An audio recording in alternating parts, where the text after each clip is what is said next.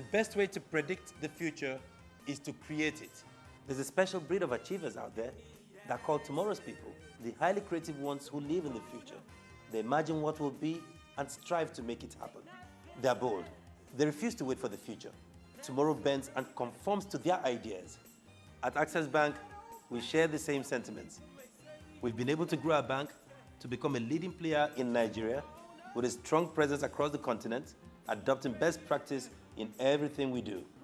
Our mantra for success is simple: speed, service, and security. Those who shape tomorrow, strive for, and demand perfection. At Access Bank, our service culture of speedy response and drive for excellence is the blueprint for creating customer experiences that will echo for generations. Come, let's work together and take tomorrow.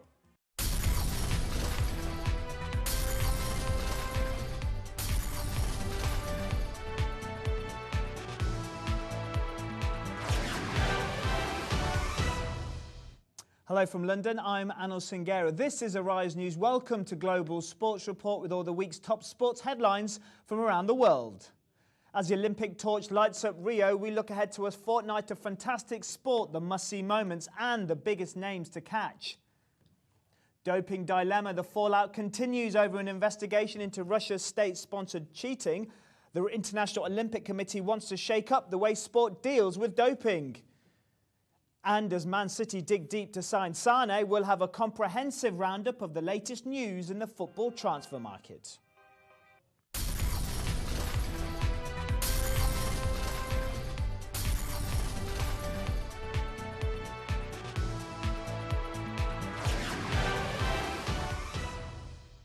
Hello from Global Sports Report. In the next half hour, we'll have all the week's results that matters from around the globe, and we'll have expert analysis from our guests, sports analysts Ernest Apuni and football agent Ryan Badu.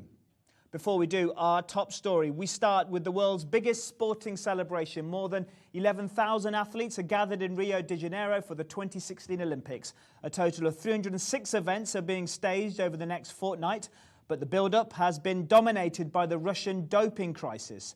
The World Anti-Doping Agency accused Russia of running a state-sponsored doping program and called for the country to be banned from the Olympics. Although Russia avoided an outright suspension, scores of its athletes have been banned by individual federations, including essentially the entire track and field team. Many athletes have been airing their views. Here's the thoughts of world #1 tennis star Novak Djokovic. Obviously, it's not something that is good for sport. You know, Russia, first of all, is a global power in sport, and you know, to hear and to read about what was happening in the last couple of months was definitely, from an athlete perspective, you know, not good for Russia, not good for international sport, not good for Olympic Games. Whether or not that's correct, I cannot say anything about it because I don't know what was happening, honestly. Well, let's get the thoughts of our two guests, sports analyst Ernest Apuni and football agent Ryan Badu. Gentlemen, welcome. Ernest, do you agree with Novak Djokovic there? He said he's happy that at least some Russian athletes are taking part, or would you have preferred a blanket ban like so many other athletes would have? It's a real difficult one, as a matter of fact, because okay, when you look at what has caused the decision around particularly the track and field team and the stories that we picked up on through the IAAF and the WADA report and so on, I think that was fairly cut and dried. When you start to look at the slightly modelled picture you've got of what's happening, for instance, with the weightlifting team, that's straightforward, everybody's out. There's still some umming and ahhing around sailing, uncertainty around what's happening with certain swimmers. It feels a bit as though the IOC, I suppose, has found itself almost caught between two shores in terms of by trying to pass on the decision-making to governing bodies, but then having to deal with decisions that might be coming out in conflict with that and linked into, you know, sort of court of arbitration for sport decisions. So the hope's got to be that, obviously, the epitaph on these games will be a bit more about what we actually see and hopefully that we can believe what we see, but the build-up to it has very much felt a bit muddled, not been entirely clear as to why what's been done's been done. And Ryan, who is to blame for this crisis? Is it the IOC or is it WADA? We heard from Thomas Batt, the IOC president, saying that it's WADA's fault. They didn't investigate these claims of doping until it was too late. Well, I think that the biggest thing that we have to understand in this instance is that it's actually the Russian state which has been found guilty of doping a lot of its players. So where a player has been part of this program, a player could unconsciously have been doped, and the real ambiguity in the situation is it's not an individual, it's not a couple of individuals, it's the whole state. So it is a case of guilty until proven innocent. So with the exceptions, it's the people that have been proven that they have not been part of this state program, they've been training away from the state, and that's where a lot of the confusion has been brought in. But it's massive, isn't it? Because, for instance, it's a massive sporting institution in the Olympics, in the world of sport, that has been found guilty of doping a lot of its athletes. And doping is something that is not new to the Olympic Games. A lot of the top performers in the Olympic Games in history have been, stripped of their medals, and controversially so. But in this instance, I believe that it has to be drastic measures of these proportions. A few people there are going to be some, casualties in this instance. A few innocent people may not be able to participate, but the sport does need to clean itself up, and it is one of the sports which is, having this problem the most. And Ernest, you're saying that, it's the IOC who have had to handle this crisis with just, hours away from the opening of the Games. But if they'd implemented the ban that WADA wanted them to, then we wouldn't be here. We'd now be talking about the Games, do you think? I think there's certainly an argument to be made for that. I mean, the epitaph, again, and just very much building on what Ryan said, which I fully agree, that notion of kind of almost guilty till proven innocent, which is a bit of a spin on what we know is natural justice, is we don't actually know how some of the state doping took place. If you look at the old East German example, there were actually some really unwilling participants in that program, and the risk is actually some of the athletes we don't know yet may actually be victims, but they're the ones that are going to be carrying the can. Yes, is that the story that's teeing the whole thing up? Sadly so, and it's partly because I think the story probably emerged back in November of last year and has dragged on and hasn't really been fully resolved as yet.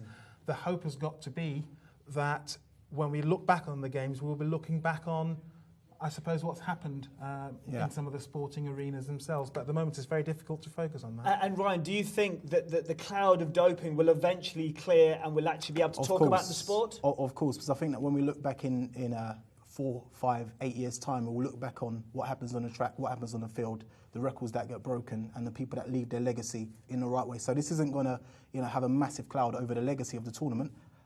It's a time-sensitive issue. It's actually taken up a lot of the time in which we could be talking about a lot of the more positive aspects of the Olympic Games. But I believe that the IOC just needs to make the decision to actually ban the Russians, and maybe retrospectively they can reinstate certain parts or certain members of this institution. But they need to obviously put a stop to it, and this is the only way that they can do it in such a short space of time. OK, we'll have to wait and see. Hopefully we'll get a chance to talk about the sport. Gentlemen, for the moment, thank you. Now, South African golfer Jaco van Zyl has hit out at the golfers who've decided to miss the Rio Olympics due to fears over the Zika virus. Van Zyl has questioned the motives of the plethora of star golfers who have withdrawn from the Rio Olympics. Rory McIlroy, Jordan Spieth, Jason Day and Dustin Johnson have all pulled out of the tournament in Brazil. Zika has been linked to severe birth defects and is the main reason for them doing so. The 37-year-old is only playing due to the withdrawals of countrymen Brandon Grace and Charles Schwartzel, and believes Zika has been used as a convenient excuse for not travelling to Rio. Olympic tennis has suffered another high-profile withdrawal after Switzerland's world number 4 Stan Wawrinka pulled out with injury. Wawrinka aggravated a back injury during the Rogers Cup in Canada, meaning 5 of the men's top 10 players will not participate in Rio. The 31-year-old suffered a shock second-round defeat at Wimbledon this year, losing to Argentine Juan Martín del Potro, who was ranked 165th in the world. Roger Federer, Thomas Berdych, Milos Raonic and Dominic Thiem have all withdrawn. Meanwhile, Syrian teenager Yusra Mardini is determined to spread a message of positivity when she becomes the first member of the refugee Olympic team to compete at the Games. Mardini competes in the women's 100-metre butterfly heats. Less than a year after she plunged into the Aegean Sea to help push a sinking boat of 20 migrants to safety, she will compete alongside the 9 other refugee athletes, the first time a refugee team has competed at the Olympics. We don't know the same language, we are not from the same countries, but the Olympic flag united us, all of us together. And yeah, now we are representing 60 millions around the world. And yeah, we want to do our best to show everyone that we can do everything we can for being good athletes and good people, not only in sport. And yeah, we are trying to give the best we can. Let's go back to our guests, Ernest Apuni and Ryan Badu. Ernest, surely it's stories like that which need to be talked about and highlighted and really enjoyed.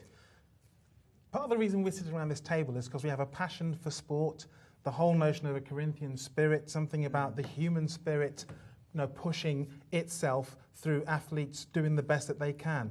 I mean, this particular person has dealt with almost like a life and death scenario and has come out the other end, is probably going to use this opportunity as a force for good. That's what sport really, we hope, is still about. So obviously, I'm not looking through rose-coloured glasses in saying that, but that's what it's really about. It's about the human aspects, the human stories, and people actually just kind of coming through adversity and hopefully coming out the other end positively. And Ryan, what kind of things are you looking forward to seeing in the Games? Well, absolutely love the Olympic Games, especially the track and field. Not too skilled on what's happening in the archery or now the golf. Sure. But when I think of the Olympics, we think of the battle that's going to be between Usain Bolt and Justin Gatlin. For instance, from a British point of view, we've got Jessica Ennis, who's going to have a massive task to actually win gold in the heptathlon. We've got a couple of really, really interesting sprinters, including CJ Uja. And a few others in the track team that potentially can do something. Of course, we do feel it's going to be dominated by the Jamaicans and the Americans in the big 100 metres, 200 metres sprints. But there's a lot from a British point of view to look forward to. Even in the boxing, an unknown boy from my town, Croydon, Joshua Boatsi, who I'm quite looking forward to, because we've got a lot of good fighters in the boxing team as well. So there's a lot to look forward to over the next few weeks. Even the football itself as well, with Brazil hoping to win that sort of a elusive gold medal in the Olympics. Of course, so much pressure on Neymar. But let's talk about someone like Usain Bolt. I mean, he must be under so much pressure because it's literally been left to him to save the Games almost. It's been the case, and to be perfectly honest, he's clearly got a very broad pair of shoulders, because it's not the first time. In the World Championships last year, it was the big thing with, as you alluded to, the Gatlin piece. Now the question is, can he add 3 more gold medals to the 6 he's already got? Exactly. Is he going to be able to push any of the records? I know he's talking about potentially mounting a bit of a challenge on the 200 metres. That would be interesting. I mean, it's an unbelievable record anyway. But that's what we want to be talking about. And yes, Usain has probably, without intending to, become something of a flag bearer for all that's positive about track and field. And well, long may it continue, but obviously we need to enjoy him while we can, because I can't imagine he's got too many more games after this one to go. In fact, I was just going to ask that. Do you anticipate Usain competing in another Olympics, or could this well be his last Olympics? I think that Usain Bolt, he's an unbelievable athlete. I've never seen an athlete like him in any sport, so it would be unfair for me to say that this is his last Olympics, because there's been no signs. Obviously, 4 years down the line, we're looking at some of the younger ones potentially pushing him further, but he can't. I mean, what the guy's done for the sport, what he's done, the records that he's, he can't be ruled out of anything. He's an absolute phenomenon. And we've seen how ticket sales have been a bit sluggish in Rio at the moment. Do you expect the city of Rio to catch alive and to really jump on this Olympic bandwagon, or do you fear that the problems which we've seen in the build-up may actually continue into the Games? I'd like to think that we'll look back on it and say that actually it came to where it needed to be. I mean, I suppose there was a bit of a build-up, and there's been some of the situations with the torch going through and people not welcoming protesters, it. Yes. That's right. We had a similar experience a couple of years ago, didn't we, with the World Cup, where there were question marks and all the discussions about the impact on the favelas and that sort of stuff. But at the end of it, sport did come to the fore. the hope's got to be that actually there's still something about an Olympic Games that drives through whatever concerns there might be, where actually in the end it is about the sport, and that the local people hopefully can embrace it. I hope they have the opportunity to do so as well. And Ryan, just quickly, how important is it for the IOC to stage a successful Olympics? We're seeing that there's less and less demand for host cities to try and bid for these Olympics because they see it as being so expensive now. I think it's massively important that what happens on the track, what happens on the field is really, really positive, because it's been absolutely disastrous the way that this governing body has actually ran the Olympics, not just with the doping, but with certain other sponsorship issues and so forth. So for me, I think that even having a great Olympics, which I don't feel it's going to be super great, it's going to be good. It's going to be memorable. I think the IOC's got many, many challenges, and they really, after this Olympics, need to review a lot of their practices and a lot of, the way and the procedures that they actually implement, because it's not working. Simple as that. Right, we shall wait and see. Gentlemen, thank you for the moment. Still to come on the programme, all the week's big transfers as the season edges ever closer, including Manchester City's incredible splurge as Pep takes his summer spending to £100 million.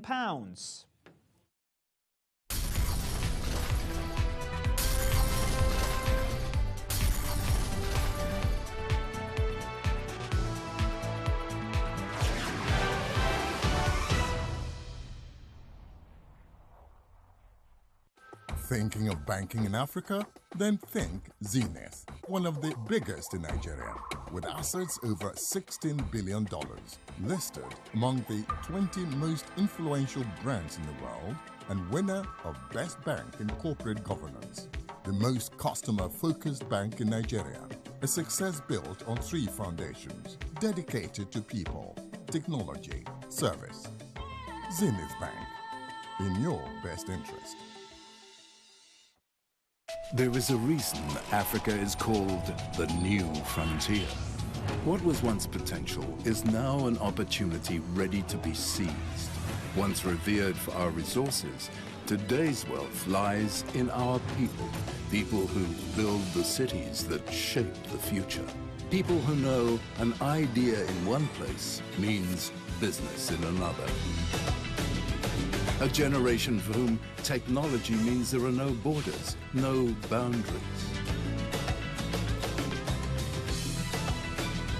We are the new lions in a brave new world, kings of the urban jungle. And there's a bank that puts the world in our pocket and the future in our hands. UBA, Africa's global bank.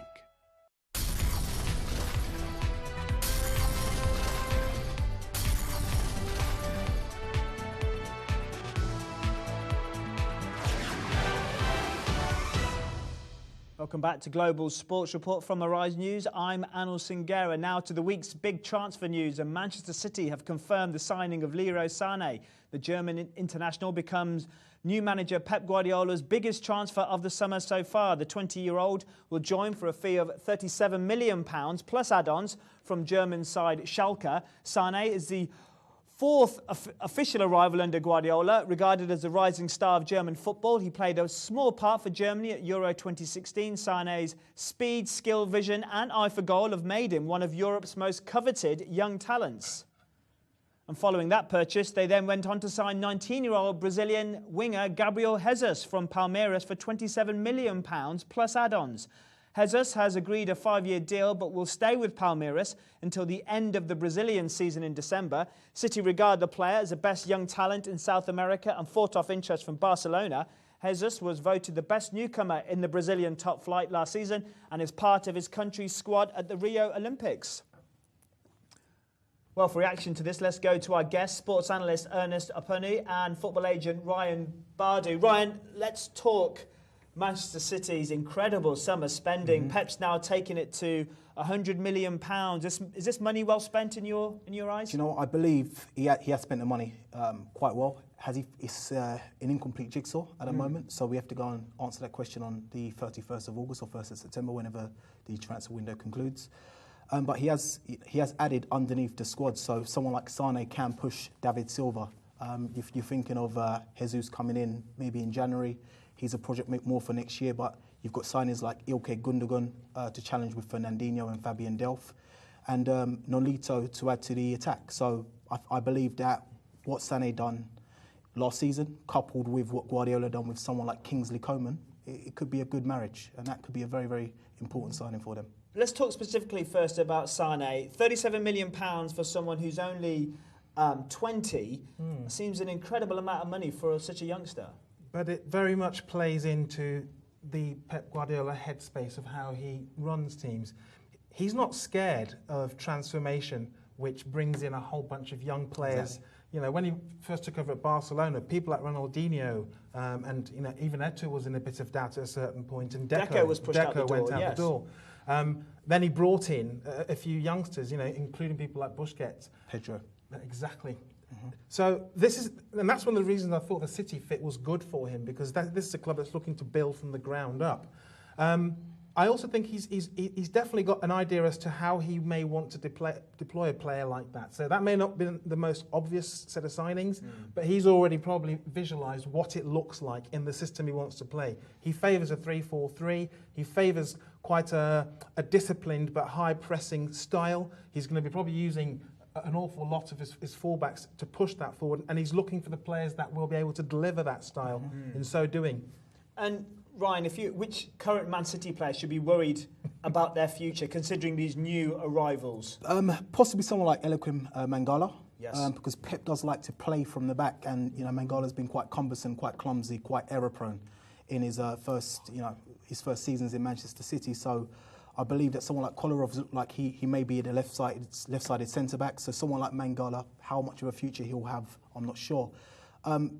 Whereas he has pushed out players that are studious, players that are old, but they do work hard and they do work on the game, like Eric Abidal, like Jerome Boateng, can go on to the next level. So someone like Kompany, injury-free, may improve this season. And that's quite a surprising thing to say for a 30-year-old. But I believe that some of the defensive players, even Joe Hart, for instance, who's not the best on the ball, and he proved and showed a lot of his weak links in the Euros. Some would say he's not the best with his hands if you saw him in the Euros. Joe Hart's a top quality goalkeeper, but the way that Pep Guardiola likes to play, I think that he would need someone more like a Marc-Andre Ter Stegen or Emmanuel Neuer, who is going to make better decisions when he comes off the line, because he does play high, so that leaves a space between the goalkeeper and the defenders, and who also is good playing with the ball, because he does like to keep possession, and when they have it in the final third, they will play from the back, and I don't see that as a strength of Joe Hart, to be honest. And Ernest, what's the realistic target for Guardiola in his first season? He spent all this money. Some would say, well, they finished fourth last season under Pellegrini. Are they title candidates? Are they title candidates? They always are. I'm just wondering, actually, whether just getting them back on the title track is going to be enough, because I think the real kind of elephant in the Man City room is about who's going to be able to get us as far as possible towards the actual Champions League. So, yes, he may well be in a position to bring Man City back into the top two at least. Fingers crossed that's going to be enough for him, but I think his real yardstick he's got to work towards is what he does in the Champions League. Because as a matter of fact, Pellegrini and Mancini both won the Premier League, but that didn't really save them, because I think ultimately what they're being measured against is what they do in the Champions League. And Ryan, how much of a culture shock will it be for Guardiola, where he's come from La Liga, then Bundesliga, to the high-flying, furious pace of the Premier League? Guardiola, he made this decision a year ago to come to Manchester City. He's chosen the challenge. He knows what he's coming to. He's played against English teams before, and he wants to prove his style works in England. So I don't think it's going to be a culture shock for him. However, he is going to need that adaptation period, and ultimately the commodity that no manager has in England, time. He's going to need time to actually implement his system for the players to understand what he needs to do. His saving grace is that a lot of other big title challenging teams are in transition, so he does have a chance to actually hit the ground running, but of course it's going to take time, and if he's given that, and if he's given the resources which he seems to be getting, I think he can be very, very successful in the Premier League. And then how much will Guardiola's rivalry with Mourinho define Man City's season? And United's? I have a suspicion, I hope, that the both of them are actually going to allow that to be on the back burner. I think that each of them has got their hands enough full with what they've got to do with the clubs that they've taken over.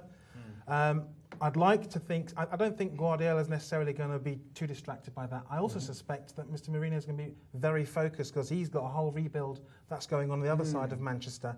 I think for both of them, if they can keep that as the backstory rather than front page, they'll be happy because actually what's going to happen on the pitch is going to be critical to each of them, I suppose. Let's talk about another new manager who's coming to the Premier League, Antonio Conte with Chelsea. How do you see the way he's shaping up his team ahead of the new season? Fantastic signing in Kante. He's bought, one of the most efficient defensive midfielders in the league. He's going to be an absolute miss for Leicester City, and that's exactly what Chelsea needed. They needed to replace Makelele, Essie, and that type of character in midfield. Again, another good signing in Batshuayi because Diego Costa has proven that he has the capacity to win the league. As a striker, you can win the league playing Diego Costa up front as long as he's in the right headspace. And underneath him, that's where they lacked last season. They tried to bring in Pato. They've got the young kid who's not quite ready yet, Traore. So I believe that Batshuayi is another one. He has scored goals over the last 1.5 seasons for Marseille, and that could be another good signing. Conte's a very, very intelligent manager, as he showed at the Euros. Chelsea have a lot of good resources, but again, it is going to take him a certain amount of time to implement his system, his philosophy onto that Chelsea team. However, he does have possibly the best player in the league, I believe, in Hazard. And Ernest, there's so many fascinating battles, awaiting us. Which manager is under the most pressure out of all the big clubs? You've got Wenger, Conte, Klopp, Mourinho, Guardiola. Who's under the most pressure? I don't think there's any of them that's not under pressure, but I suppose potentially the person that might have the spotlight turned on him first potentially could be Mourinho because of where United have been the last few years. And because of Mourinho's season last year. Yeah. Which is probably not going to be in his top 10 list of what he's going to want to refer to in his career because he's got a sterling career. I think City are in a place where the ejector seat is paused now. They don't get rid of managers, so I think Guardiola will get time. I also think you're absolutely right. Conte's an inspired sort of management appointment, and he's going to transform that. Hopefully he'll have some time as well. But I think of all of them, if I was going to say pressure, possibly Mourinho. And just very quickly, one-word answers. Your predictions for the Premier League champions, Ryan? It's so difficult to predict at this stage, but if I had to absolutely choose the Premier League champions at this particular moment, I would actually be leaning towards City. City, Ernest? I ought to say United, but don't rule out Leicester. Leicester, there's a team we haven't even talked about. Gentlemen, pleasure having you here on the Global Sports Report. That's it from this edition of Global Sports Report here on Arise News, coming to you from London. And many thanks for watching. We'll see you next time.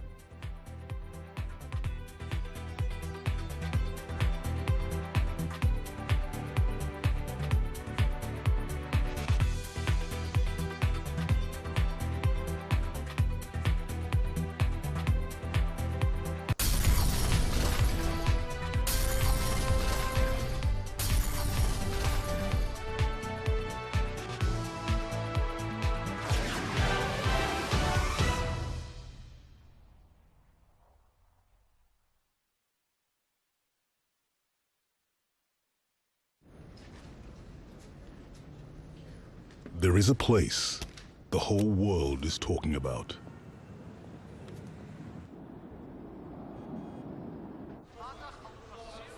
A place where big things are happening. A place that is providing the unexpected.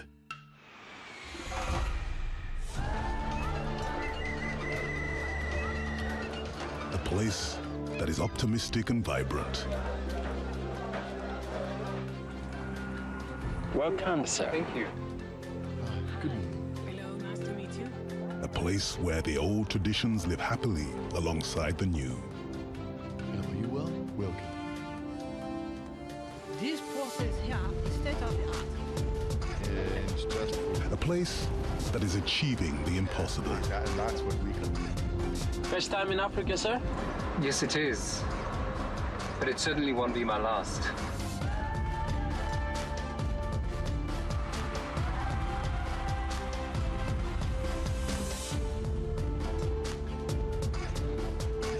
Welcome to the bank that has empowered the people of Africa to achieve a great many things.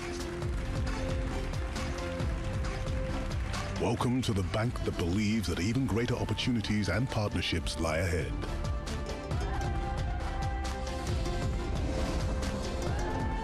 Welcome to Guarantee Trust Bank. Wouldn't you rather bank with us?